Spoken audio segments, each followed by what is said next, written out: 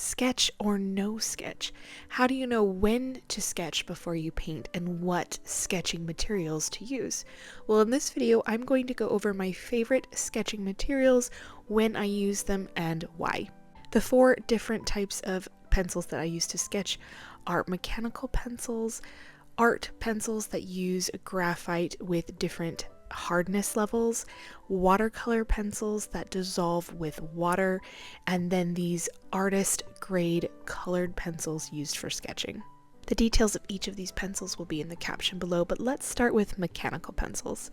They obviously sketch really well, but one of their biggest flaws is that they can be smudged very easily. Especially for watercolor, we consider that a flaw. If you're doing other types of sketching where you want to blend and bleed, it might be preferred. The other issue that we have with graphite pencils is that you can see the graphite under your watercolor because watercolor is a transparent medium. So you can see here, even after the paint has dried, you can still see the graphite underneath the watercolor. Moving on to the artist grade graphite pencils, they still smudge and they can be seen through some of the most transparent layers of watercolor, but one of the reasons many artists choose these artist grade graphite pencils is because you can actually purchase different levels of hardness of graphite. So some of the harder graphite pencils will actually produce a lighter sketch, and so when you put that sketch down before you paint, it is a lot lighter and harder to see even with the transparent layers of watercolor. The next pencil is a watercolor color pencil. It doesn't smudge, but it is activated by water. So here I'm using clean water to activate the color, and the lines begin to disappear and dissolve. So if you're wanting your sketch to stay, this is not the choice for you, but if you're wanting your sketch to kind of disappear as you paint, this might be something to look into. So here I'm using a blue watercolor pencil and a tan watercolor pencil to create an ocean scene. I sketch the color first, and then using clean water, I am activating the color in each section. I can even use the colored pencil on top of wet paper, and it will work really well without having to put a whole lot of pressure on it. I also like using the watercolor pencil on top of my finished watercolor pieces for an added sketchy illustrated effect. This is a fun technique, but remember that each color is activated by water, so if you're painting red over the top of green, the green will seep into the red color as it dissolves away. This next pencil is an artist grade colored pencil. It's from the brand Koh-i-Noor. I know I did not pronounce that right, but I have really loved this brand of pencil because first, it does not smudge. It takes the watercolor really well, does not repel watercolor like maybe a crayon would. And I like that you can still see this color underneath the painting. Whereas when you're painting with graphite, sometimes the darkness of the sketch is really jarring. This color, especially with this shell, I'm using the yellow-orange color. This color peeking through almost gives this nice feeling of a highlight. It's an added color to something that is colorful instead of having the dark gray of graphite. So I have been really enjoying using this for my small detailed sketches using the different colors that this brand provides in its little set. It's just nice to have another color besides graphite in my toolbox. So those are the four types of sketching materials and when I would use them, but let's do some practical application for some of these materials. So why would you even need a sketch? Because if you've seen my videos, I don't always sketch. Well, this is a good example of when people use the artist grade graphite pencils that have a high hardness level, so they are lighter and you can paint over them and they won't necessarily appear so much in your paintings. But when you are painting a more detailed landscape and you don't want to lose where your main details are, sometimes it's easy when you're painting landscapes to lose where your reference points are. So you can see here I'm painting the sky around the tree because I don't really want a whole lot of blue on the tree. So because I have that sketch, I can see exactly where my sky needs to be. I can see where I need to put this layer of green without running into my tree. I can see where the lighter green needs to start and where it needs to end before I get to my little road.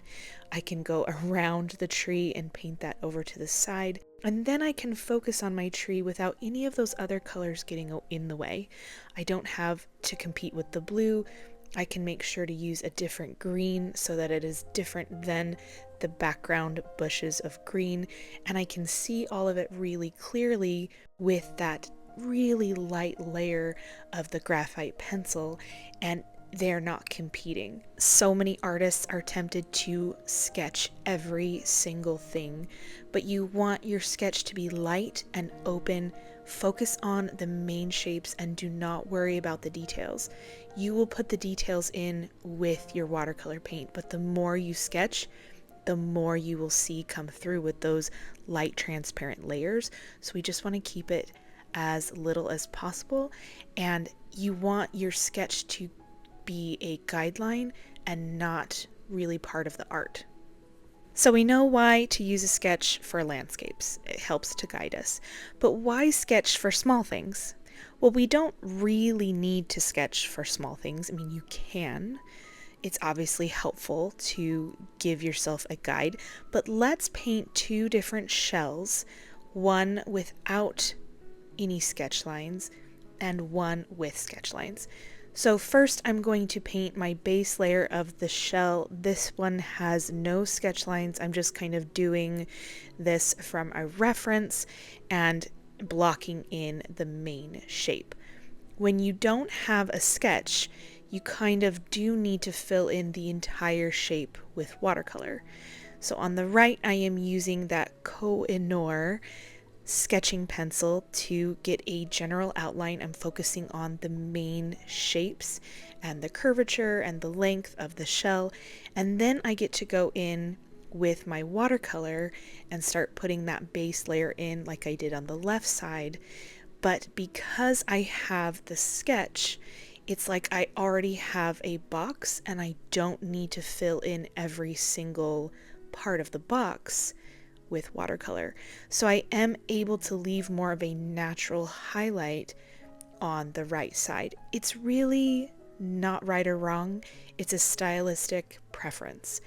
Sometimes it's nice to start with a sketch because I don't have to fill everything in on the right. My brain can see where the lines are because there are physical lines, and I can just be more free and flowing with my watercolor placement. Whereas on the left, I am creating the visual box with watercolor.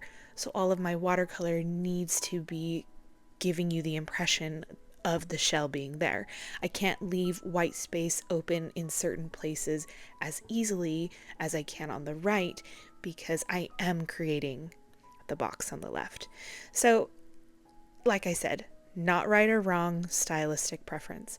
Both have their appeal. I typically paint like the one on the left, but it's just a valuable way to show you on the right how interesting it looks to have the option to sketch first, because it does give you that box where you don't have to worry so much. You can just kind of color it in.